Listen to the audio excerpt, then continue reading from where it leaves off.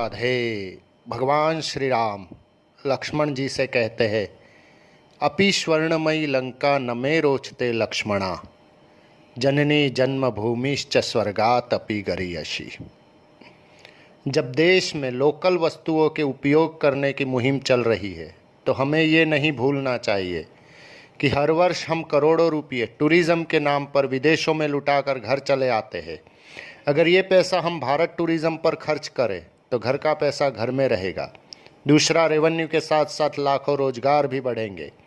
Local tourism से हमारा और हमारे बच्चों का अपने इतिहास, अपनी परंपराओं का ज्ञान होगा व लगाव भी बढ़ेगा, जो कि एक मजबूत राष्ट्र के लिए बहुत ज़रूरी है। कुछ लोग कहेंगे कि जो मज़ा नज़ारा विदेशों में है वो भारत में कहाँ। ये सिर्फ हमारी मानसिकता है। दरअसल हमने भारत को सही देखा ही कहाँ है, या देखना ही नहीं चाहते। हमने 2-4 बड़े मेट्रो शहर देख लिए तो हमें लगता है हमने भारत देख लिया। भारत में देखने को इतना कुछ है और उसे देखकर सीखने को इतना कुछ है कि बताना मुश्किल है। जिस भारत को हम देखना नहीं चाहते उसे देखने विदेशों से लाखों पर्यटक हर वर्ष भारत आते हैं।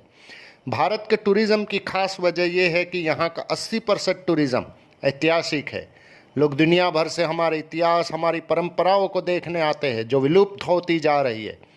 उदाहरण के तौर पर भारत से कई अमीर लोग इटली के वेनिस शहर को देखने जाते हैं, जो कि बहुत खूबसूरत है, जैसा कि फ़ोटो में दिखते हैं। वेनिस शहर समुद्र के टापू पर बसा है, या यूं कहूं कि शहर के चारों तरफ पानी ही पानी है। वेनिस, जहां जाने आने घूमने का पूरा खर्चा करीब 3 से 4 लाख रुपया प्रति व्यक्ति आता है, इतना पैसा हम 3 दिन में इटली को देकर चले आते हैं। जबकि भारत का उदयपुर शहर, जिसे वेनिस ऑफ ईस्ट की संज्ञा दी गई है, क्योंकि वेनिस शहर भी पानी के बीच में बसा है, हमारा उदयपुर भी पानी के बीच बसा है। जो लोग उदयपुर जा चुके हैं उनसे पूछिए कि हमारा भारत कैसा है। बस बात वही है, घर की मुर्गी दाल बराबर। लेकिन भारत के इस उदयपुर में लाखों विदेशी पर्यटक हर वर्ष यहाँ आते हैं। उदयपुर के लिए कहावत है कि अगस्त से लेकर दिसंबर तक यहाँ होटल मिलना मुश्किल हो जाता है, इतने पर्यटक यहाँ आते हैं। हम मानते हैं भारत में टूरिज़्म मंत्रालय थोड़ा कमज़ोर है, सरकारें सुस्त है, पर अगर हम तेज़ी से देशी पर्यटन पर रुख करें तो हमारे यहाँ भी व्यवस्था दुरुस्त होगी, क्योंकि संभावनाएं अपार है। टूरिज़्म सबसे ज़्यादा रोज़गार देता है, वो भी बिना किसी लागत के। अब राजस्थान को ही ले लेते हैं। राजस्थान में रोज़गार के लिए ज़्यादा कुछ नहीं है, पूरा राजस्थान टूरिज़्म से कमा रहा है और खा रहा है। राजस्थान के हर शहर में इतिहास है, ऐतिहासिक इमारतें हैं जहां लाखों लोग हर वर्ष उसे देखने आते हैं। लोग आएंगे तो ट्रांसपोर्टर का काम बढ़ेगा, लोग रुकेंगे तो होटल लॉज का बिजनेस बढ़ेगा, लोग खाएंगे तो रेस्टोरेंट ढाबा का बिजनेस बढ़ेगा, फिर लोग लोकल में बनी वस्तुओं को खरीदेंगे, उससे व्यापार बढ़ेगा। मतलब टूरिज़्म से एक रोज़गार की पूरी चेन बन जाती है। रिक्शा वाले से लेकर हवाई जहाज़ कंपनियों का रोज़गार जुड़ा है इस टूरिज़्म से। चाय वाले से लेकर रेस्टोरेंट तक का रोज़गार जुड़ा है इस टूरिज़्म से। पीजी से लेकर 5 स्टार होटल तक का रोज़गार जुड़ा है इस टूरिज़्म से। एक ऐसा उदाहरण देता हूँ, आपको भी अचंभित कर देगा। राजस्थान का एक शहर है जैसलमेर। वहाँ सिर्फ रेगिस्तान है, दूर दूर तक ना कोई व्यवसाय ना ही कोई इंडस्ट्रीज। पर उस शहर की किस्मत है कि वो इतिहास से जुड़ा है।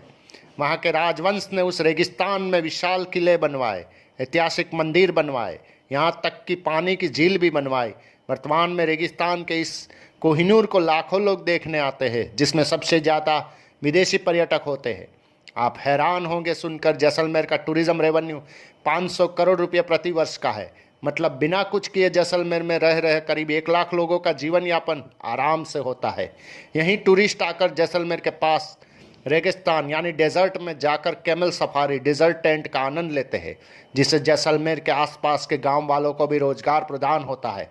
जैसलमेर में हर साल 5 लाख लोग घूमने आते हैं, जो यहाँ रहना, खाना, आना जाना, घूमना, खरीदने पर 500 करोड़ का रेवेन्यू देकर जाते हैं।